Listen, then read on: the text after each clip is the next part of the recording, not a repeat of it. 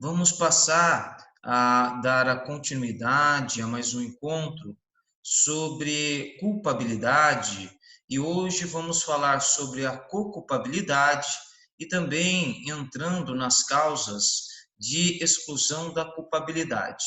Antes, vamos falar da co-culpabilidade, até mesmo no que diz respeito na perspectiva de Eugênio Raul Zaffaroni, de José Henrique Pierangeli, Juarez Cirino dos Santos, enfim, dos mais diversos autores. É certo que as pessoas convivem em sociedade por meio de parâmetros e limites comportamentais juridicamente determinados, delineados.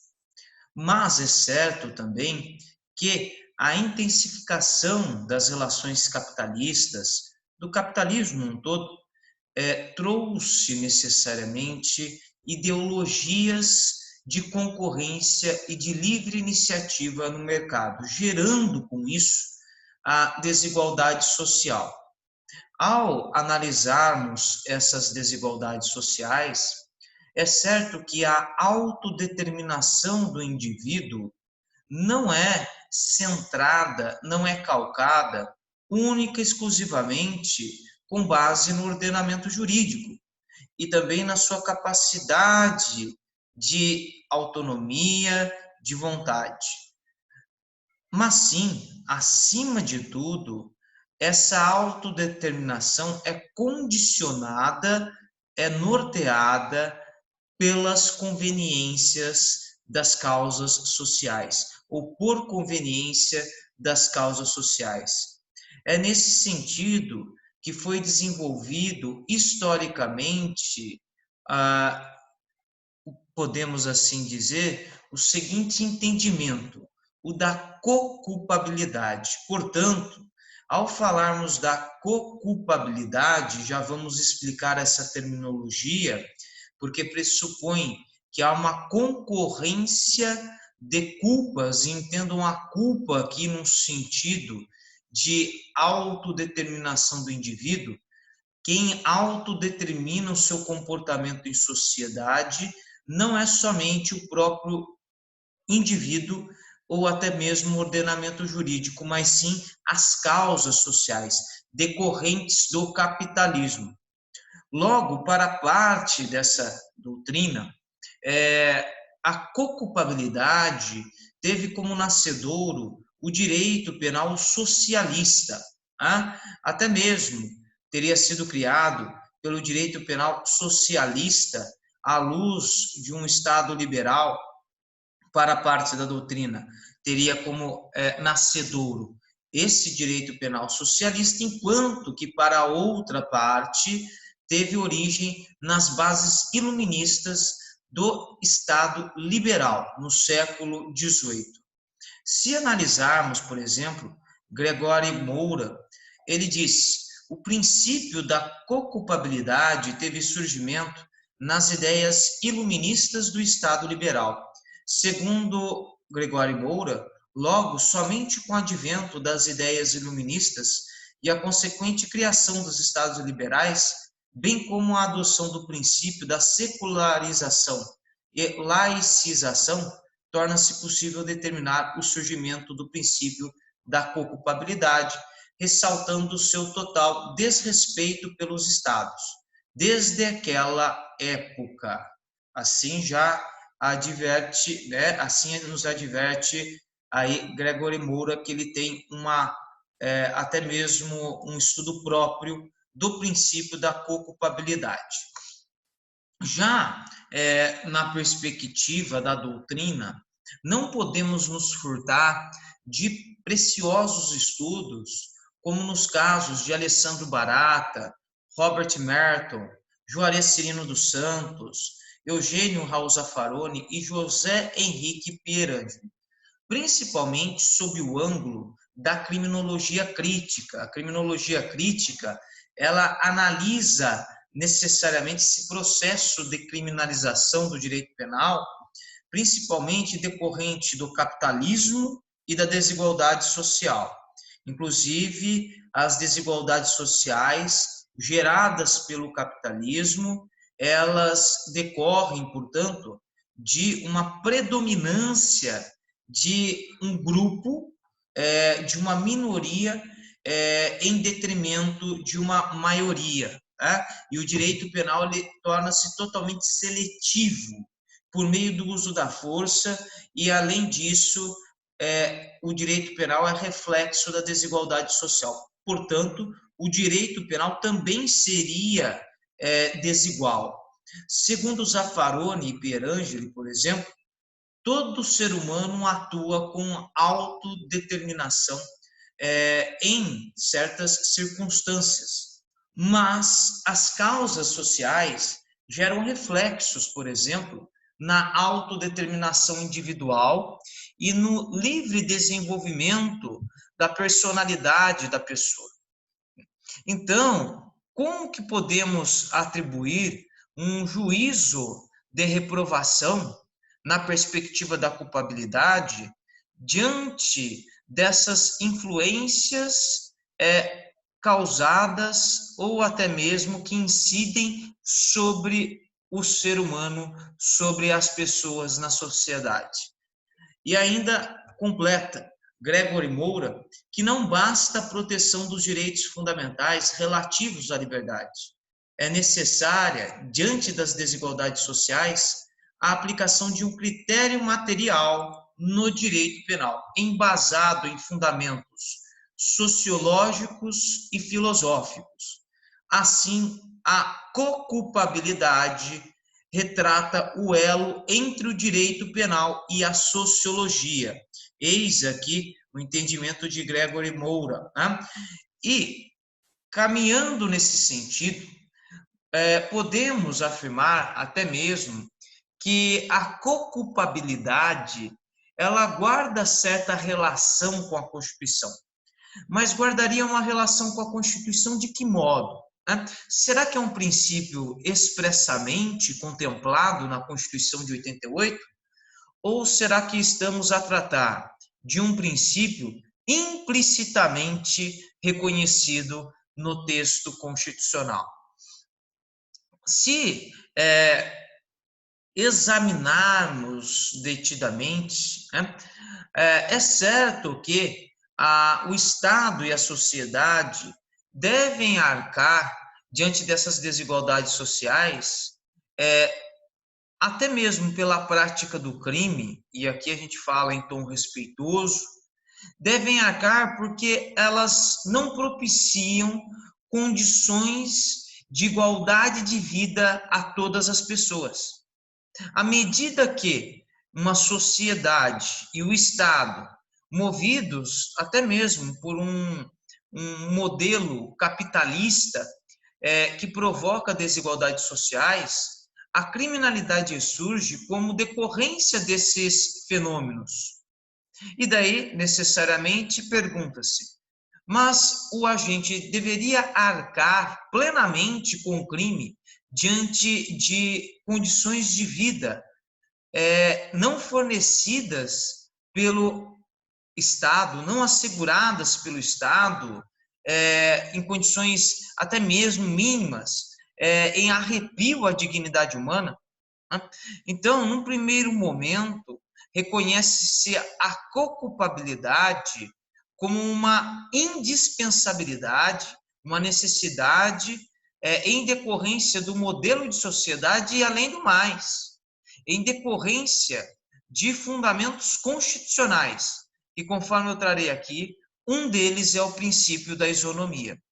O princípio constitucional da isonomia, consagrado no artigo 5º da Constituição Federal, tratar igualmente os iguais e desigualmente os desiguais, na medida de sua desigualdade. Nós vamos abordar aqui essa questão tão logo, mas é certo que, de acordo com Gregory Moura, o princípio da coculpabilidade é um princípio constitucional. O princípio da coculpabilidade é um princípio constitucional implícito que reconhece a corresponsabilidade do Estado no cometimento de determinados delitos. praticados por cidadãos que possuem menor âmbito de autodeterminação diante das circunstâncias do caso concreto, principalmente no que se refere às condições sociais e econômicas do agente, o que enseja menor reprovação social, gerando consequências práticas não só na aplicação e execução da pena, mas também no processo penal. É importante salientar, portanto, que etimologicamente, em termos terminológicos, analisando o sentido do vocábulo, ou seja, da palavra, coculpabilidade sugere que o Estado é responsável, ainda que indiretamente, pela ocorrência de crimes ou pela prática de crimes no contexto social. Razão pela qual se revela necessário ou necessária a adoção de medidas para minimizar a seletividade penal. É como se buscasse um reequilíbrio. Podemos, por exemplo, até mesmo indicar institutos que são fundamentados ou fundados com base na coculpabilidade e que estão previstos no Código Penal. Ainda não há institutos com a mesma roupagem no bojo do Código Penal. Se analisarmos até mesmo não só o Código Penal, mas a doutrina penal, a dogmática penal, eu trago, por exemplo, um instituto, uma categoria jurídica reconhecida doutrinariamente, que é o furto famélico. É certo que o furto famélico, ele não é a coculpabilidade, não é. Furto famélico é o estado de necessidade, não se confunde com coculpabilidade. Mas é certo que, na perspectiva do furto famélico, foram analisados fundamentos que dizem respeito à subsistência da pessoa. Tá? Por exemplo, além disso, o que nós temos dentro do Código Penal que pode ser considerado em termos de coculpabilidade? O furto privilegiado, né? De pequeno valor a coisa subtraída, o princípio da insignificância reconhecido na perspectiva da jurisprudência pátria, mas a coculpabilidade, repito, não se confunde com esses institutos. Ainda que tais institutos, e aqui é esse o objetivo, que é de frisarmos, esse objetivo é o seguinte, é deixarmos claro que o direito penal ele tem se voltado ainda que minimamente à análise de certas questões sociais. Ainda a coculpabilidade não encontra ampla guarida, embora necessariamente teria que ser melhor aprimorada, melhor acolhida, melhor dizendo, pela atividade jurídica num todo, né? Deveria ser reconhecida com uma maior amplitude, tamanha a sua importância, né? Então, coculpabilidade assume um sentido de redução da seletividade e da visão ideológica do direito penal, com a vista a conferir maior grau ou espectro de proteção aos direitos fundamentais do cidadão. Não só do cidadão, mas aquele investigado ou acusado à prática de um crime. Eu trago até aqui uma questão, né? Mas, afinal de contas, você está falando da coculpabilidade. Ela se enquadraria, segundo a doutrina dogmática penal, por mais que não expressamente prevista em lei, se enquadraria em alguma previsão do Código Penal? Prevalece que a coculpabilidade pode ser considerada como uma atenuante inominada. A atenuante inominada é prevista no artigo 66 do Código Penal. Portanto, a coculpabilidade incidiria na fase de dosimetria da pena, notadamente na segunda fase, em que nós consideramos as circunstâncias atenuantes e as agravantes. Logo, conforme eu trouxe no próprio livro, seguindo essa concepção ou segundo essa concepção, os valores sociais negativos ao acusado são uma circunstância relevante para a atenuação da pena, embora não prevista em lei, apresentando-se, portanto, na forma de atenuante nominada, nos moldes do artigo 66 do Código Penal, que assim dispõe: a pena poderá ser ainda atenuada em razão de circunstância relevante, que seriam essas circunstâncias relevantes, os valores sociais negativos ao acusado, aqueles desencadeados pelo sistema capitalista, pela seletividade e pela visão ideológica do direito penal, anterior ou posterior ao crime, tal circunstância relevante, embora não prevista expressamente em lei.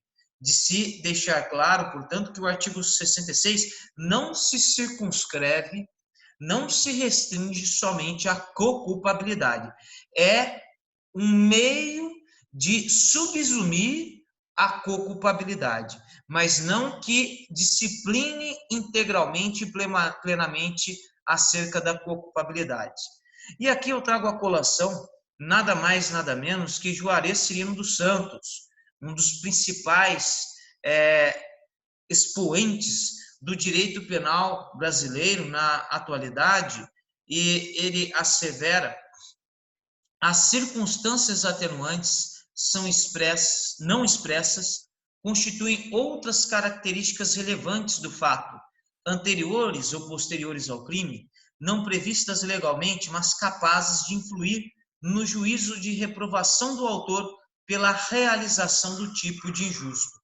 Assim, crimes realizados no contexto de condições sociais adversas, autores marginalizados do mercado de trabalho e do processo de consumo, insuficientes para configurar a situação de exculpação, de conflito de deveres, podem caracterizar a circunstância atenuante do artigo 66 como hipótese de coculpabilidade na sociedade organizada no poder do Estado pela sonegação de iguais oportunidades sociais. Então, eis essa questão.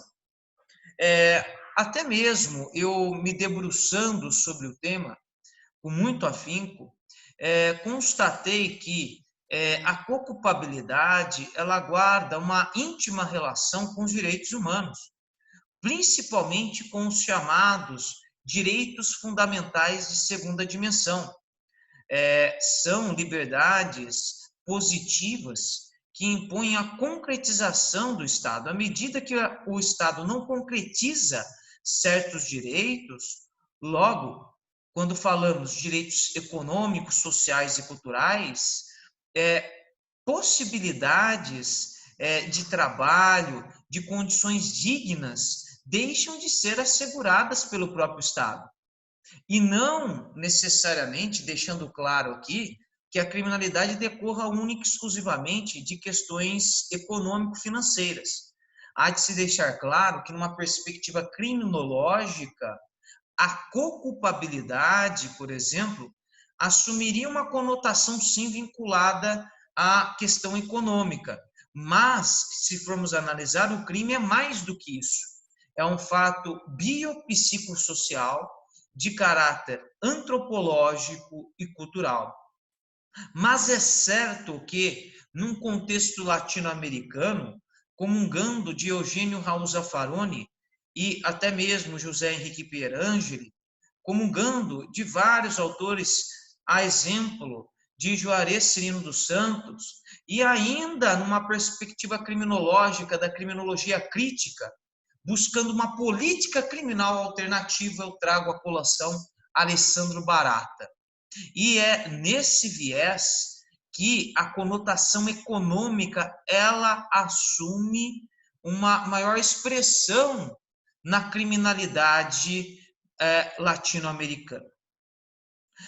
De todo caso, é certo que eu concluo o seguinte: analisando tanto os prismas dos direitos humanos como dos fundamentos constitucionais, a coculpabilidade serve como forma de concretização dos direitos econômicos, sociais e culturais, além de outros direitos fundamentais, por que não? Atenuando a desigualdade social e, via de consequência, os danos decorrentes da seletividade criminal sobre determinado grupo de indivíduos. Essa é a minha conclusão. E ainda, trazendo uma conclusão própria, me debruçando, repito uma vez mais, nas nuances, nas entranhas, entrando nas entranhas do Instituto. Esse Instituto é, ademais disso, compatível com o ordenamento jurídico brasileiro, sobretudo com os princípios da dignidade humana, da humanidade e individualização das penas, do pluralismo jurídico, do garantismo penal de Luiz de Ferraioli e das igualdades formal e material. Com efeito, a dignidade humana é a norma hipotética fundamental gnoseológica e um dos fundamentos da República Federativa do Brasil, consoante o disposto no artigo 1º, inciso 3º da Lei Fundamental. Se não bastasse isso, por amor ao debate, ainda dispõe o artigo 3º da Magna Carta, que constituem objetivos da República Federativa do Brasil, construir uma sociedade livre, justa e solidária, garantir o desenvolvimento nacional e ainda, não menos importante, inciso 3º, erradicar a pobreza e a marginalização e reduzir as desigualdades sociais e regionais. 4. Promover o bem de todos, sem preconceitos de origem, raça, sexo, cor, idade e quaisquer outras formas de discriminação, com fundamento no princípio da igualdade formal ou teórica. Além disso, se nós formos analisar mais a fundo, o artigo 5º da Constituição dispõe que todos são iguais perante a lei, sem qualquer distinção, garantindo-se aos brasileiros e aos estrangeiros residentes no país a inviolabilidade do direito à vida, à liberdade, à segurança e à propriedade. Ainda, algo de suma importância para que a gente possa, de fato, analisar a coocupabilidade, que diz respeito à questão da vulnerabilidade. É certo, necessariamente, a vulnerabilidade social de certos grupos, sugerindo a incidência da coocupabilidade para certas infrações penais, né? E aqui eu trago nada mais, nada menos que um entendimento de um artigo que eu mesmo pesquisei, de Soraya da Rosa Mendes, intitulado Experiências Femininas, Tráfico de Drogas e Redução de Danos. A violência de gênero como fundamento para o reconhecimento da coocupabilidade como atenuante de pena. Aqui, segundo a autora, ela sugere como exemplo o seguinte: sustenta-se que as mulheres geralmente estão envolvidas no contexto de violência de gênero, de modo que eventual delito por elas praticado autoriza a atenuação da pena, a exemplo da coocupabilidade no tráfico de drogas. Se elas estão envolvidas no contexto de violência de gênero, pessoal, uma violência, por exemplo, em que a sociedade, em que as mulheres, com todo respeito, uma parte delas não encontra-se em posição de igualdade econômica, social. Logo, caso venham a enveredar a prática de crimes, a se enveredar a prática de crimes, inclusive o tráfico de drogas, é possível que seja reconhecida a coocupabilidade, né? E em tempos de Covid-19, por exemplo, envolvendo os mais diversos autores, né? Será que em tempos de Covid-19 caberia a análise da coocupabilidade? É certo, pessoal, que esse tema da vulnerabilidade social deve ser estudado detidamente, com muita atenção. Eu trago até mesmo, pessoal, esse tema para traçarmos aqui o que é um vulnerável social. Será que existe somente essa vulnerabilidade social? Existe uma vulnerabilidade penal que se confunde com a vulnerabilidade social? Existe uma vulnerabilidade processual que se confunde com a vulnerabilidade social? Notem os mais diversos contextos em que pode incidir a vulnerabilidade com as suas mais variadas espécies. Não à toa que eu menciono a propósito do tema da vulnerabilidade, menciono exatamente os estudos de Rodrigo Filsinger, que apresentou, até mesmo no direito espanhol, e é até um estudioso aqui do nosso país, uma tese de doutoramento voltada à vulnerabilidade, Então, são contextos, contornos indispensáveis que nós temos que refletir na sociedade odierna. Ainda, robustece o nosso entendimento, Gregory Moura, que a coculpabilidade é manifestada às avessas no Brasil. Né? Dispõe aqui, ou até mesmo discorre, Gregory Moura, a coculpabilidade às avessas pode se manifestar na legislação de 3 formas, tipificando condutas dirigidas a pessoas marginalizadas, aplicando penas mais brandas aos detentores do poder econômico, como fato de diminuição e também de aumento da reprovação social e penal. Certo é, já concluindo, que a coculpabilidade deve ser alçada a um debate crítico, sério, no nosso país. E, enaltecendo ainda mais a sua importância, a coculpabilidade propiciaria o desenvolvimento de um direito penal mínimo e garantista, ou seja, de índole constitucional, em irrestrita observância aos princípios da intervenção mínima, da última ratio lex, da fragmentariedade e da dupla face da proporcionalidade. Dupla face esta da proporcionalidade, no sentido de que veda-se proteção em excesso no direito penal, principalmente quando essa proteção em excesso ela é inconstitucional. Por quê? Porque não há devida proporcionalidade e viola garantias individuais.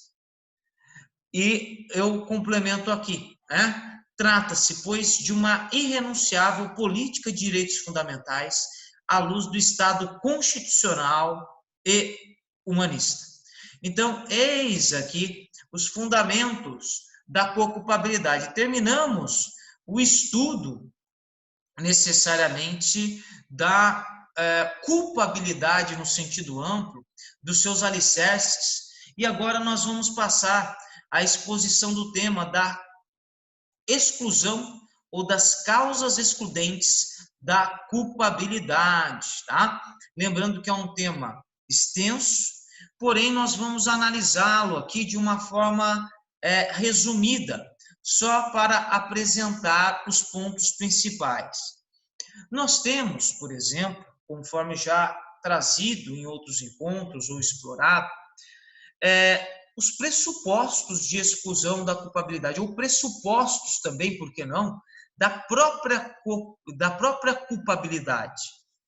Eu me refiro à imputabilidade, à potencial consciência da licitude e à exigibilidade de conduta diversa. Porém,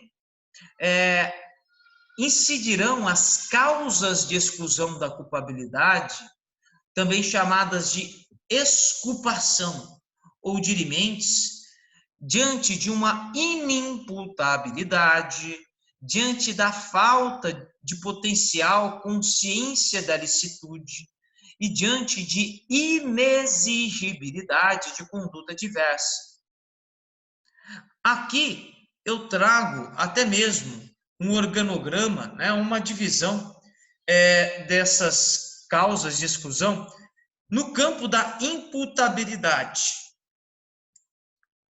Serão causas de exclusão da culpabilidade, na perspectiva da imputabilidade, a existência de doença mental, o desenvolvimento mental retardado, o desenvolvimento mental incompleto, a embriaguez completa. Então, se analisarmos, por exemplo, essas causas, elas autorizam a exclusão da culpabilidade na perspectiva da imputabilidade. E vamos estudar o que é imputabilidade. Agora, se analisarmos na perspectiva, no ângulo da potencial consciência da licitude, a falta da consciência da licitude necessariamente é caracterizada pelo erro de proibição inevitável ou excusável, né? Vamos imaginar que há um brasileiro nos Estados Unidos, morando há um bom tempo nos Estados Unidos, e para lá se dirigiu profissionalmente, até mesmo para fins de residência permanente, antes mesmo do advento da lei ou do Estatuto do Desarmamento no nosso país. Esse brasileiro, ele está lá nos Estados Unidos há um bom tempo e familiarizado com as culturas norte-americanas, inclusive no que diz respeito ao porte de armas, e adquire uma arma. Em um determinado momento, o brasileiro decide fazer uma visita aos seus familiares, porque ele descobre que no Brasil, alguns dos seus familiares ainda residem na cidade na qual ele nasceu. E para lá se dirige. Chegando no aeroporto, o brasileiro é preso em flagrante por porte ilegal de arma de fogo. O brasileiro ele pode alegar, dependendo do caso, de que o fato de permanecer afastado por considerável período, até mesmo lapso temporal, impediu com que ele conhecesse detidamente a potencial consciência da licitude, e não o desconhecesse a lei, porque ele não pode alegar desconhecimento da lei.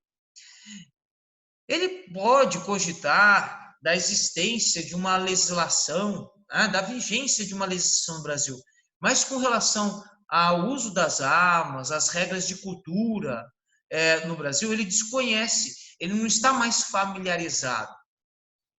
Dependendo do contexto, é possível que ele alegue erro de proibição inevitável, se inevitavelmente não pudesse assumir, possuir a potencial consciência da licitude, no que restará excluída a potencial consciência da licitude, e via de consequência da culpabilidade, por nada respondendo, e por nada responderá. Ou ainda pode alegar erro de proibição evitável, também chamado de inexcusável. Por que o evitável é chamado de inexcusável? Porque inexcusável é aquele que não cabe escusas, desculpas. Então, se não cabe desculpas, significa que ele poderia ter evitado, por isso, evitável. Por outro lado, o erro de proibição inevitável é chamado de excusável. Ou até mesmo, a gente pode falar de excusável ou invencível. Mas, em se tratando da última figura, da segunda figura que eu estava a falar, ou seja, do erro de proibição evitável, pode ser que ele alegue também, olha, eu não consegui ter plenamente a potencial consciência da licitude da minha conduta, de modo que eu não tenho que responder pela pena integralmente cominada ao delito. Eu teria direito à causa de diminuição da pena? Em regra, sim, e é o que nós vamos analisar. Aqui explicando mais para vocês. Enfim, e temos ainda um terceiro pressuposto da culpabilidade, que é a exigibilidade de conduta diversa. Noutro viés, por outro lado, será o caso de inexigibilidade de conduta diversa, sendo uma causa legal de exclusão da culpabilidade, a coação moral irresistível, ou até mesmo a obediência hierárquica à ordem não manifestamente legal.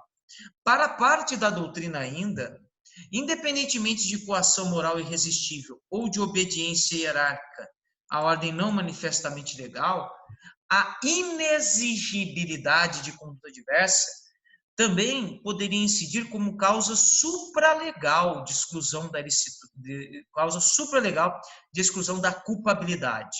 Supralegal porque não tem o seu reconhecimento no plano das leis. Então, são questões importantes, né? E daí ela seria reconhecida por uma questão mesmo de melhor fundamentar certos casos tecnicamente, por inexigibilidade de conduta diversa. E é o que nós temos, pessoal, ultimamente. Por exemplo, se nós formos analisar o fato de um hospital, seus gestores hospitalares, não tiver condições, se eles não tiverem condições de, vamos até mesmo financeiras, de comprar equipamentos ou de atender os protocolos para o Covid-19, eles seriam punidos? Em regra, não. A meu ver, por inexigibilidade de conduta diversa, uma causa supralegal de exclusão da licitude, principalmente em tempos de pandemia. Não tem condições financeiras, econômicas de arcar com isso. Agora, vamos analisar um outro lado. Os médicos que optam pelo tratamento de certos pacientes em detrimento de outros, eles praticariam algum crime? Nós estaríamos no campo da culpabilidade? Não.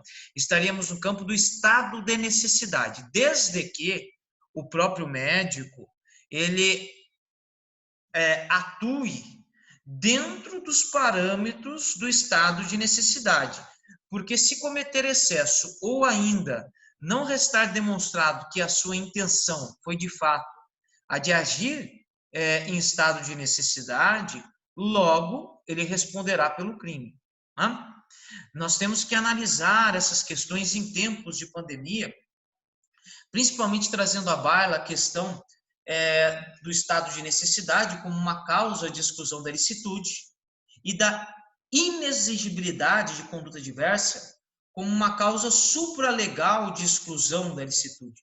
E notem ainda que no contexto dos médicos, lá, por exemplo, na sociedade espanhola, na Espanha e até mesmo na Itália, foi indispensável o estado de Sofia, ou a exceção de Sofia. Na exceção de Sofia, significa que, num estado tão, vamos dizer, extremo da saúde pública e da vida, o médico ele pode optar pela sobrevida de um paciente, conferindo o tratamento àquele que pode apresentar um melhor quadro de melhora do que propriamente um outro paciente que não apresentaria um bom quadro de melhora ou que pertence até mesmo ao grupo de riscos. Ou seja, chegou-se num momento na Itália em que foi indispensável, pessoal, selecionar, infelizmente, as vidas, por uma questão de proporcionalidade.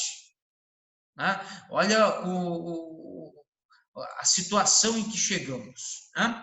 Então, é certo que essas causas de exclusão da culpabilidade, conforme eu trouxe aqui, elas se apresentam no ordenamento penal brasileiro, no Código Penal, como normas permissivas exculpantes. Algumas chegam a excluir a culpabilidade, ao passo que outras simplesmente reduzem a pena. Por isso são chamadas de dirimentes ou exculpantes, incidindo diante da ausência de um dos pressupostos que integram a culpabilidade. Então, são dirimentes, são exculpantes, porque, principalmente o que eu trago para vocês, na imputabilidade, a análise da autodeterminação do indivíduo, do seu comportamento, além do que será analisada a capacidade de o indivíduo compreender o caráter ilícito da sua conduta. Se ele não tem esse discernimento e autodeterminação, não praticaria ele o crime, não pratica ele o crime, ele não merecerá um juízo de censura, ao menos na perspectiva do direito penal. Ele padece de uma doença mental, de um desenvolvimento mental retardado, incompleto, ou até mesmo, nós temos alguns casos aqui de embriaguez acidental completa, que não se confunde com a embriaguez pré-ordenada. Na embriaguez pré-ordenada, o agente, ele deliberadamente se embriaga com a intenção de praticar o crime. Mas daí nós perguntamos, mas por qual motivo o agente responderá pelo crime e lá naquele contexto do próprio crime eu posso afirmar que ele agiu com dolo? Ele estava embriagado. É daí que surge a teoria da actio libera in causa, a ação livre na causa. Compete necessariamente ao operador do direito tomar em consideração o contexto delituoso e translocá-lo para o momento da embriaguez. É como se nós pudéssemos retroagir na linha temporal, chegando até mesmo ao momento em que o agente se embriaga e lá afirmarmos: se embriagou para matar, se embriagou para furtar, se embriagou para praticar o crime. É a chamada ação livre na causa, o actio libera in causa. Logo, será ele responsável pela prática do crime. Ele vai responder pelo crime. E pasmem, tá? Tem ainda consequências no âmbito da dosimetria da pena. Tem consequências no âmbito da dosimetria da pena. Porque se nós formos analisar o Código Penal, e aqui eu falo expressamente para vocês, o próprio Código Penal prevê como causa ou como circunstância agravante, artigo 61, são circunstâncias que sempre agravam a pena, quando não constituem ou qualificam o crime. 2. Ter o agente cometido o crime em estado de embriaguez pré-ordenada. Então, a embriaguez pré-ordenada embriaga-se com a intenção de praticar o crime, configura até mesmo uma circunstância agravante. Agora, uma outra perspectiva, na potencial consciência da licitude, como eu bem disse para vocês, nós analisamos o conhecimento do agente acerca das regras de cultura. E se tinha ele essa potencial consciência de compreender o caráter ilícito do seu fato, da conduta por ele praticada, do seu comportamento. É essa questão da ilicitude, e não se confunde com o desconhecimento da lei. Porque o desconhecimento da lei se volta, por exemplo, a todos e é irrefutável, com previsão na lei de introdução às normas do direito brasileiro. Então, a lei de introdução às normas do direito brasileiro, a chamada LINDB, traz, por exemplo, o desconhecimento da lei que não cabe, né? Então, ao analisarmos, por exemplo, né, o artigo 3º da LINDB, ninguém se escusa de cumprir a lei alegando que não a conhece. Repito, ninguém se escusa de cumprir a lei alegando que não a conhece. Uma questão super importante, porque a falta de potencial consciência da licitude não tem o mesmo sentido que o desconhecimento da lei. Porém, se o próprio agente alegar o desconhecimento da lei, pode ser que tal circunstância, se devidamente comprovada no caso concreto, incida como uma circunstância atenuante, nos termos do artigo 65, inciso 2 do Código Penal, que assim dispõe. São circunstâncias que sempre atenuam a pena o desconhecimento da lei. Mas é certo que, com relação à potencial consciência da licitude, o legislador penal se ocupou, se encarregou de discipliná-la no artigo 21, com o nome iuris, erro sobre a ilicitude do fato. Mais correto aqui é nós falarmos sobre a potencial consciência da ilicitude. Então, artigo 21. O desconhecimento da lei é inexcusável. O erro sobre a ilicitude do fato, se evitável, isenta o agente de pena. Se evitável, poderá diminuí-la de 1/6 a 1/3. Portanto, se houver o erro de proibição evitável, a pena será diminuída de 1/6 a 1/3. Parágrafo único. Considera-se evitável o erro se o agente atua ou se omite sem a consciência da ilicitude do fato, quando lhe era possível, nas circunstâncias, ter ou atingir essa consciência. Ainda, o próprio legislador se ocupou de prever a coação moral irresistível e a obediência hierárquica à ordem não manifestamente ilegal. No artigo 22, assim dispõe o artigo 22. Se o fato é cometido sob coação irresistível ou em estrita obediência à ordem não manifestamente ilegal, de superior hierárquico, só é punível o autor da coação ou da ordem. Só é punível o autor da coação ou da ordem. Então, temas aqui importantíssimos, importantíssimos. Tá?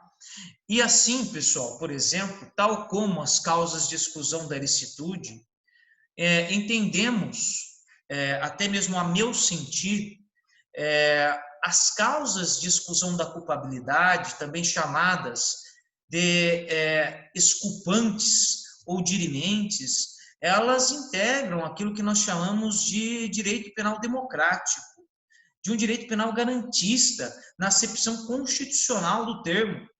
Ou seja, elas cumprem com uma função de linha garantista no Estado democrático de direito, propiciando a edificação de um direito penal liberal, que tenha como lastros os princípios da proporcionalidade e da responsabilidade subjetiva. Posto isto, vamos analisar algumas questões afetas, né? Até mesmo desdobramentos que vocês podem acompanhar no quadro esquematizado que tem na minha obra, né? Quadro esquematizado: doença mental ou desenvolvimento incompleto ou retardado. Ao analisarmos a doença mental ou desenvolvimento completo ou retardado na perspectiva da inimputabilidade, é indispensável a leitura do artigo 26 do Código Penal, que trata da imputabilidade penal, que assim dispõe o artigo 26. É isento de pena o agente que, por doença mental ou desenvolvimento mental incompleto ou retardado, era, ao tempo da ação ou da omissão, inteiramente incapaz de entender o caráter ilícito do fato ou de determinar-se de acordo com esse entendimento. Então, o artigo 26 versa sobre a isenção da pena, vinculada a quem? Ao doente mental ou desenvolvimento mental incompleto ou retardado. Não gosto dessa palavra doente, mas aqui eu passo a usá-la, a empregá-la somente para fins didáticos. Então, em caso de doença mental, desenvolvimento mental incompleto ou retardado, se era ao tempo da ação ou omissão, inteiramente incapaz. Aqui eu destaco, inteiramente incapaz de entender o caráter lícito do fato, de determinar-se de acordo com esse entendimento. Por outro lado, dispõe o artigo 26, parágrafo único, a hipótese de redução da pena. A pena pode ser reduzida de 1 a 2/3 se o agente, em virtude de perturbação de saúde mental. A perturbação de saúde mental não se confunde com doença mental ou desenvolvimento mental incompleto ou retardado. Para aqueles que desejam estudar, por exemplo, até os distúrbios psicológicos, eu sugiro a obra de medicina legal de Genival Veloso de França. Lá vão notar várias definições acerca de doença mental ou desenvolvimento mental incompleto ou retardado. Por exemplo, a psicose, ou até mesmo outros quadros psicológicos, né, que retratam os próprios distúrbios mentais, que não se confundem com a perturbação de saúde mental, né? A perturbação de saúde mental, por exemplo, um estado de delírio temporário, né? Enfim, nós temos alguns contextos específicos que não se enquadram como doenças. Então, nos termos do parágrafo único do artigo 26, será o caso de redução da pena. A pena pode ser reduzida de 1 a 2/3 se o agente, em virtude de perturbação de saúde mental ou por desenvolvimento mental incompleto ou retardado, não era inteiramente capaz de entender o caráter ilícito do fato ou de determinar-se de acordo com esse entendimento. Agora, quando nós nos referimos ao tema da inimputabilidade, vocês devem ter em mente o seguinte: nós estudamos a imputabilidade no sentido lato. Essa imputabilidade significa que o crime ele é imputável a determinada pessoa que tenha a capacidade de entender o caráter ilícito do fato ou de determinar-se de acordo com esse entendimento. Ou até mesmo uma pessoa que já tenha a própria maioridade penal. E dentro da imputabilidade penal, no sentido lato, surgem os temas da inimputabilidade e da maioridade penal. No que toca à maioridade penal, é certo que o Código Penal, seguindo a Constituição, assim dispõe em seu artigo 27. Os menores de 18 anos são penalmente inimputáveis, ficando sujeitos às normas estabelecidas na legislação especial. Então, concluímos, em que pese em discussões hoje acerca da redução da maioridade penal para os 16 anos e há incongruências no projeto, porque você possibilita a redução para 16 anos aqueles que compreendem o caráter ilícito dos crimes hediondos, ao passo que aqueles 16 anos que cometessem outros crimes, se é que cometeriam crimes, eles não responderiam penalmente, já que se voltariam a atos infracionais equivalentes a crimes comuns. E daí não haveria redução da maioridade penal para o último grupo, o que é uma incongruência. Como você pode afirmar que para os 16 anos que cometem crimes hediondos, eles têm o conhecimento do caráter do fato, ao passo que para aqueles que têm 16 anos e praticaram atos infracionais equivalentes a crimes comuns, não responderiam penalmente, mas responderiam à luz do ECA, já que eles não teriam necessariamente, ou não teriam necessário discernimento do caráter do fato. Há, portanto, uma incongruência, até mesmo na análise dogmática da culpabilidade, para ambos os grupos. Então, aqui adotou-se uma faixa etária, né, dos 18 anos, tendo em vista o grau de maturidade das pessoas que se espera aos 18 anos.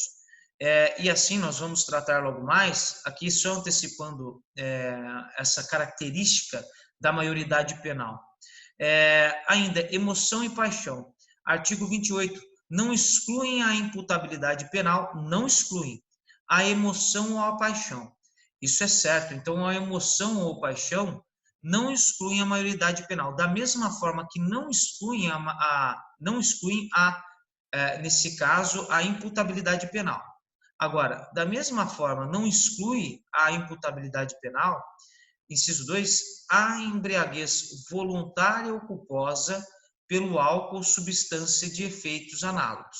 Já a pré-ordenada necessariamente, tá? Faz com que o agente vai responder, tá? Vai responder também, por mais que não tenha sido dita aqui, mas na embriaguez pré-ordenada o agente vai responder também. Não é caso de excluir a imputabilidade penal, porque seria um verdadeiro anacronismo, né? Então, pessoal, o agente vai responder em caso de emoção ou paixão, isso não exclui. e em caso de embriaguez voluntária ou culposa pelo álcool ou substância de efeitos análogos. Agora, a embriaguez decorrente de caso fortuito ou força maior, quando o próprio agente ele se embriaga sem dar qualquer causa tanto, tá? Decorrente de um caso fortuito ou força maior, pode ser que ele seja isento de pena, né? Por exemplo, nos termos do artigo 28, parágrafo 1º, é isento de pena o agente que, por embriaguez completa, proveniente de caso fortuito ou força maior, era, ao tempo da ação ou omissão, inteiramente incapaz de entender o caráter ilícito do fato ou de determinar-se de acordo com esse entendimento. E nos termos do artigo 28, parágrafo 2º, há um caso de redução da pena. A pena pode ser reduzida de 1 a 2/3 se o agente, por embriaguez proveniente de caso fortuito ou força maior, não possuía, ao tempo da ação ou da omissão, a plena capacidade de entender o caráter lícito do fato ou de determinar-se de acordo com esse entendimento. Logo, ao analisarmos essas questões, eu trago aqui exatamente essa tabela, né, para todos. Por exemplo, já que lemos em sua maior parte o Código Penal no tocante à culpabilidade, notem que a doença mental ou desenvolvimento incompleto ou retardado deve ser analisado, de um lado, na perspectiva da supressão das capacidades mentais e, de outro, na redução. Supressão é diferente de redução. Se houver a supressão, ou seja, a perda total das capacidades mentais, o agente será considerado inimputável e competirá ao juiz proferir uma sentença denominada sentença absolutória imprópria. Tá? Então, diante da inimputabilidade do agente, e isso é constatado mediante laudo e exame, tá? Clínico, psicológico, melhor dizendo, no próprio agente, o juiz deverá proferir uma sentença absolutória imprópria. Isso significa uma absolvição? Não. É uma sentença impropriamente dita. Por quê? Porque o agente ele vai responder pela infração penal, nesse caso, mas não mediante pena, não mediante a pena privativa de liberdade, mas deverá ele ser submetido a um tratamento que é chamado de medida de segurança. É a previsão legal e a que guarda harmonia com o artigo 26 do Código Penal. Agora, se houver simplesmente a redução das capacidades mentais, sem falarmos da perda total, será o agente semi-imputável. Daí, nesse caso, o juiz ele proferirá uma sentença condenatória e reduzirá a pena de 1/3 a 2/3, podendo decidir a posteriori, posteriormente, se é cabível a imposição de pena de segurança, se é possível a imposição de medida de segurança, perdão. Se é possível a imposição de medida de segurança, né? E vale salientar aqui que, ao falarmos dessa questão da medida de segurança, é certo que somente caberá ou a medida de segurança, ou a medida de segurança, ou a pena privativa de liberdade, tá? Por quê? Porque o próprio sistema penal brasileiro, até mesmo o Código Penal de 1940, não consagrou, né, hoje, nos dias atuais, para que vocês tenham ideia, principalmente a partir da reforma da parte geral do Código Penal, trazida pela Lei 7.209 de 84, e acompanhando até mesmo a doutrina alemã, não adotou o sistema do duplo binário, mas sim o sistema vicariante. Ou se aplica a pena privativa de liberdade, ou se aplica a medida de segurança. Tá? Por quê? Por conta dessa capacidade do agente, na perspectiva da culpabilidade, de praticar um crime, devendo se submeter à pena privativa de liberdade, ou até mesmo aquelas que são alternativas à prisão, e eu trago aqui, por exemplo, as penas restritivas de direito e a pena de multa, ou, por outro lado, o agente se submeterá à medida de segurança, que é uma das modalidades da sanção penal, ao lado da pena. Só que a medida de segurança é própria aos inimputáveis, né? Ou semi-imputáveis, dotados de periculosidade. Então, já aqueles que não têm a periculosidade, que é a capacidade de voltar a delinquir em razão de um estado psicológico, daí eles serão imputáveis e poderão responder até mesmo, e responderão na perspectiva dos crimes em si e da pena privativa de liberdade. O Código Penal de 40, em sua redação original, consagrou o sistema do duplo binário, né? Havendo a possibilidade de pena e medida de segurança concomitantemente aos semi-imputáveis. Porém, com a reforma, repito, trazida pela Lei 7.209 de 84, no bojo do Código Penal, a reforma da parte geral, capitaneada por Miguel Reale Júnior e René Ariel Dotti, foram afastadas, né? Foi afastada a possibilidade concomitante, simultânea, de medidas de segurança e pena. Hoje, portanto, é consagrado o sistema vicariante. Ainda, artigo 27, menoridade penal. Nesse caso, todos são imputáveis. O menor em conflito com a lei que comete ato infracional, sujeitando-se à medida socioeducativa e protetiva para adolescentes ou apenas à medida protetiva para a criança. Nos termos do artigo 27 do Código Penal, os menores de 18 anos são penalmente inimputáveis, tá? Então, ao falarmos, por exemplo, os menores de 18 anos são penalmente inimputáveis, ficando sujeitos às normas estabelecidas na legislação especial. Essa legislação especial é o ECA, Lei 8.069 de 90. Agora, é importante que se diga que a Constituição, ela também prevê a questão da menoridade, tá? Para que vocês possam, assim, entender, ela prevê a questão da menoridade e o Constituinte teve a finalidade de sinalizar a escolha de um critério, né? A escolha de um critério. Para que vocês tenham ideia, esse critério, até mesmo trazendo aqui para vocês, e aqui eu vou mostrar diretamente na parte de maioridade penal, deixa eu só abrir aqui, na parte da maioridade penal, já estamos chegando lá, só para que eu possa, de fato, falar para vocês diretamente, mostrando essa parte, tá?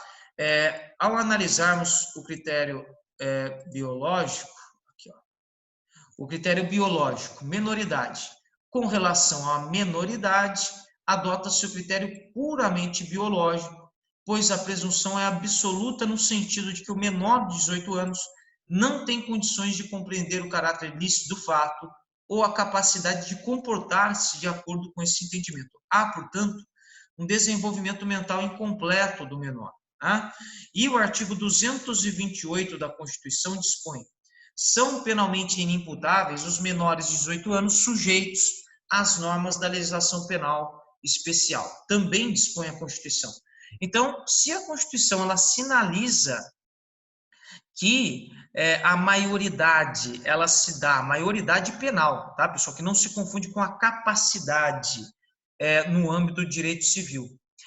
E a imputabilidade também, da mesma sorte, não se confunde com a capacidade do direito civil, porque na capacidade do direito civil são analisados os atos próprios, a prática de atos inerentes à vida civil, aos atos em sociedade, por uma pessoa que tenha a plenitude de praticá-los, né? A capacidade de praticá-los, podendo, por exemplo, num negócio jurídico, manifestar volitivamente um interesse para constituir aquele negócio.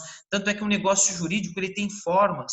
Né? Notem o reflexo até mesmo da capacidade para a constituição, para a celebração de acordos, para a prática de atos na vida civil. Até mesmo os elementos do negócio jurídico são forma prescrita e não defesa em lei, capacidade das partes, manifestação livre e desembaraçada, e também nós temos aí uma legitimidade, né, para que as partes possam participar. Então, a gente tem a forma prescrita e não defesa em lei, capacidade das partes, forma prescrita e não defesa em lei, como falei, e também a manifestação volitiva, que as partes devem consentir para a constituição do negócio jurídico. Tem os elementos de necessariamente de existência, validade, eficácia, né? Tudo isso analisado sob o ângulo do direito civil. Agora, quando falamos de imputabilidade, estamos a analisá-la na perspectiva do direito penal no que diz respeito à culpabilidade, né? E no que diz respeito à autodeterminação e à capacidade de ação. Autodeterminação, capacidade de ação e liberdade de escolha. Para a definição se o agente praticou ou não infrações penais. O que discutimos a respeito da maioridade diz respeito ao seguinte: será que é possível a redução da maioridade penal? Eu trago no meu livro, tá? Como o nosso encontro ele tem um tempo exíguo, demandaria até mesmo entrarmos em reflexões em outras oportunidades que nós teremos, certamente, mas notem que, a meu ver, a redução da maioridade penal é inconstitucional. Por quê? Porque ainda que fosse feita uma alteração no bojo da Constituição, em particular no artigo 228, implicaria em retrocesso social, porque você necessariamente atinge um direito fundamental. Para mim, o artigo 228 deve ser lido de forma harmoniosa com o artigo 5º da Constituição. Para parte da doutrina, o artigo 228 seria uma extensão da cláusula pétrea, prevista no artigo 5º. Portanto, seria uma extensão de direitos fundamentais. Já para outra parte, não, porque o artigo 228 sinalizou meramente uma política criminal, uma opção do Constituinte de definir o critério biológico no contexto de 1988. Né? E certamente se discute hoje, na perspectiva da psicologia, que os próprios adolescentes em conflito com a lei têm pleno discernimento acerca dos seus atos a partir dos 16 anos e, por que não poderiam praticar crimes, né? Mas eu trago fundamentos jurídicos também com resquícios aqui de bases psicológicas, tá? O que demandaria aí a análise do ECA, da doutrina penal do menor, doutrina do menor em situação irregular, doutrina da proteção integral, né? Além de falarmos das atuais discussões envolvendo os adolescentes, enfim, de Winnicott, diversos pensadores, né? Então, notem, portanto, vamos voltar até mesmo à nossa tabela, tá? A nossa tabela, que é importante que vocês tenham aquela tabela em mente, tá? Que vocês tenham aquela tabela em mente. Por exemplo, né? Voltando aqui, ó, falamos já da minoridade penal e agora da embriaguez voluntária. Pessoal, é importante salientar que a embriaguez voluntária, sendo acidental, decorrente de caso fortuito ou força maior, se envolver a supressão das capacidades mentais, no que será chamada de acidental completa, será o réu inimputável. Nesse caso, pessoal, em havendo a supressão das capacidades mentais, sendo o réu inimputável, inteiramente incapaz de entender o caráter ilícito do fato, com base no artigo 28, parágrafo 1º, haverá sentença absolutória e imprópria, mas não é caso de aplicação de medida de segurança. não é caso de aplicação da medida de segurança. Há discussões se incidiria aqui a condenação ou a sentença absolutória imprópria, tá?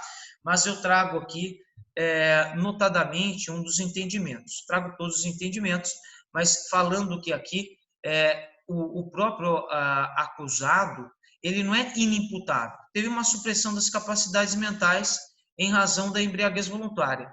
Mas há de se ter cuidado também com o chamado ébrio, né?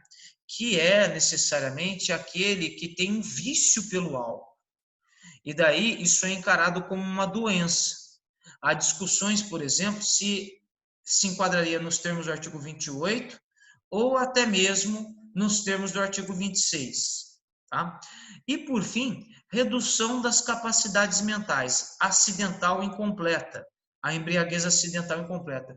Se o réu semi-imputável for considerado semi-imputável, haverá condenação com pena de 1/3 a 2/3, com a redução da pena de 1/3 a 2/3. Também não é o caso da aplicação de medidas de segurança, aplicando-se o disposto, portanto, o artigo 28, parágrafo 2º do Código Penal, que assim dispõe: a pena poderá ser reduzida de 1/3 a 2/3 se o agente, por embriaguez proveniente de caso fortuito ou força maior, não possuía, ao tempo da ação ou omissão, a plena capacidade de entender o caráter lícito do fato ou de determinar-se de acordo com esse entendimento. Portanto, chegamos ao final de mais um encontro, analisamos até mesmo as características gerais acerca da coculpabilidade e das causas de exclusão da culpabilidade. Certamente, aí durante a nossa jornada, não faltarão oportunidades para encontros outros, para explorarmos ainda mais os detalhes e as reflexões preciosas na perspectiva da culpabilidade. Satisfação aqui acompanhá-los e até mais.